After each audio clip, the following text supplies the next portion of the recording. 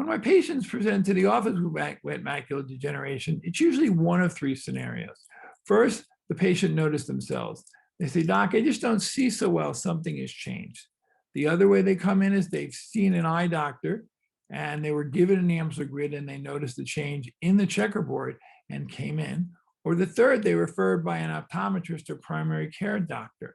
In any of these three scenarios, what we typically do is we measure their vision, we examine their eyes and dilate their eyes. When you look at a dilated eye, think of it as a camera. You've got a lens and you've got film.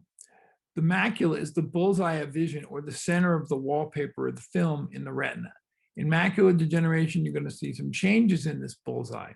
If the macula has fluid, it'll be a little out of focus. If the macula has bleeding, you might even see frank blood. During the visit with the patient, I'll order a fluorescein angiogram, which is a photography test based with vegetable-based dye to look at the circulation to see what I'm dealing with. After it's confirmed that it's wet macular degeneration, we start having a conversation with the patient about treatment options. The problem with all therapies for wet macular degeneration is all these medicines are injected into people's eyes. So obviously there's a bit of a shock when you're going to tell them, "Mrs. Jones, I'm going to treat you with this medicine, but this medicine is going to be injected in your eye." This becomes a very significant and lengthy conversation. A lot of patients are concerned about pain. It obviously runs parallel to what your mother told you, not to stick something in your eye. So we spend a great deal of time how we numb the eye, and it shouldn't hurt much at all. Along with testing of the fluorescein angiogram, we do a test called an OCT, or ocular coherence tomography. Basically, fluorescein angiogram maps out the two-dimensional picture of the circulation of the eye, and the OCT measures topographically swelling or thickness there is. The OCT is much more quantitative, and the fluorescein angiogram is more qualitative. The reason it's important we use an OCT is the OCT is what we're going to assess how our therapies are working over subsequent visits. We then have a conversation about different treatments.